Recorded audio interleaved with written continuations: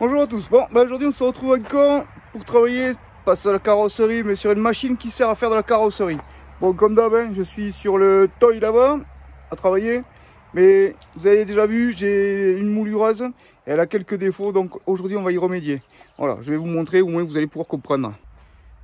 Bon voilà, la moulineuse. Donc je vous la présente pas, vous avez déjà vu un petit peu dans certaines vidéos que je l'utilise et ça sert à former plus ou moins l'étoile.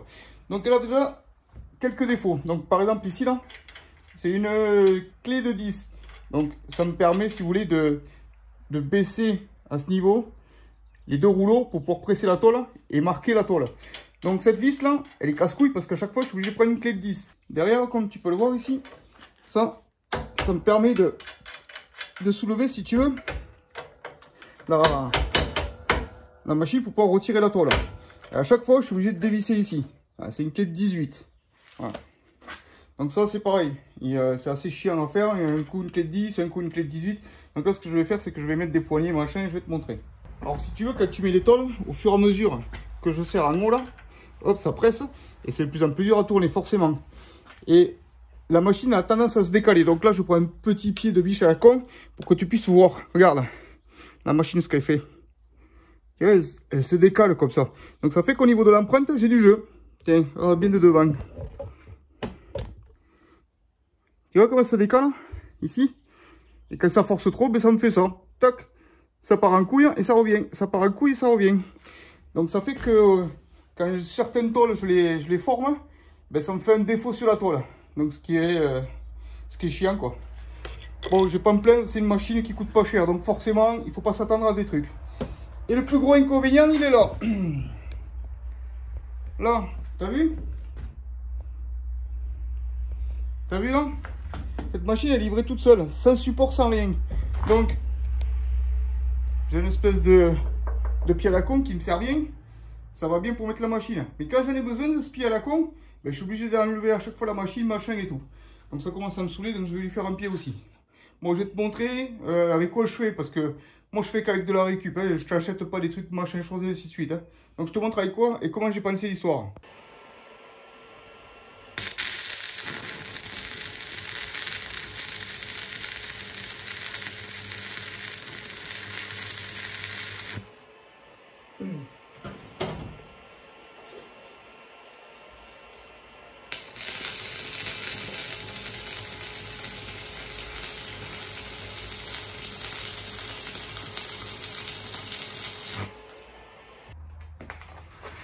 Bon, c'est pas fini, mais je vous montre un petit peu l'avancement parce que sinon vous n'allez pas voir grand chose. Donc, là c'est pas fini, ça c'est juste pour remis en place. Donc là, déjà le pied, il est fait. Hop là. Tac. Le disque de frein d'un Jeep avec un tuyau en 80, séparé en deux de chaque côté pour pouvoir le glisser comme ça et souder. Voilà. Derrière, je vais vous montrer le renfort. Voilà. Le renfort est là, comme ça, soudé tout le long. Bon, certes, c'est pas soudé nickel, mais moi je m'en bats les couilles. Pour l'instant, c'est juste une question. Donc forcément, ça rigidifie énormément l'histoire. Donc là, ce que je vais faire, c'est que je vais me faire les petites poignées. Hop.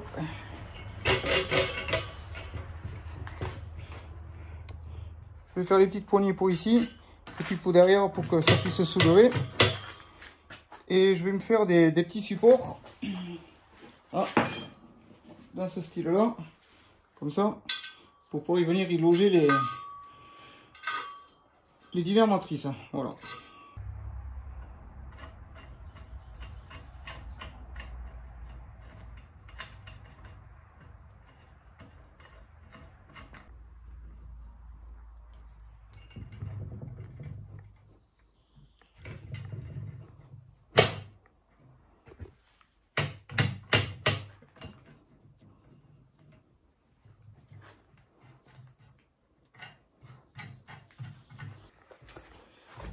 Bon, alors je vous ai pas tout montré, hein. Je vous ai pas tout montré en filmant machin et tout pour souder ou quoi que ce soit. Hein. Je vais pas vous faire passer des heures à regarder à souder de trucs. C'est plus sympa de vous expliquer une fois que c'est plus ou moins terminé. Donc là, des petits supports tout le long soudés pour pouvoir garder tous les galets qui viennent en haut. Changement. Ouais, je sais, c'est pas soudé bien droit machin et tout. Mais franchement, Là, c'est pas un truc pour faire joli, c'est un truc pour que ça fonctionne. Donc voilà pourquoi c'est pas calculé bien précisément. Après, hop, ici, comme vous avez pu le voir, je me suis pas embêté. Hein, j'ai gardé la vis d'origine. Un morceau de comment ça s'appelle, hein, de fer à béton. Hop, en croix comme ça là. Hop, et basta. Roule ma poule. Je pense que ça ira très bien. Hein. Le but c'est que ça fonctionne. Hop, c'est juste un quart de tour là, comme ça. Clac. Moi, ça me permet de monter.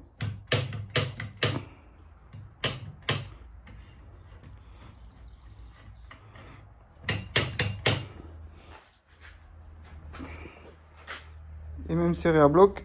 Hop. J'ai bien fait attention que le truc se retrouve pas en bas pour que les tôles puissent passer sans problème. Bon. Ben, un coup de peinture maintenant, et puis ça devrait le faire. Alors, est-ce que j'ai assez de peinture ou pas? J'en sais rien. Bah, on va voir. Je vais déjà ranger, puis j'y mets un coup de peinture et je vous montre. Twingo que j'avais repeint une aile, une espèce de brume, machin, je sais pas quoi là, une espèce de violet. Bon, ben voilà, hein, comme tu peux voir, j'ai fini. On va essayer de se rapprocher un petit peu pour te montrer la couleur que ça y fait. Alors, c'est l'espèce de couleur violet vachement foncé sur les Twingo là. Il m'a resté une bombe et voilà ce que ça donne. Bon, ben on va dire que ça ira très bien, hein. Pas se prendre la tête. Et le derrière avec le renfort. Ce qui permet d'éviter qu'elle se décale.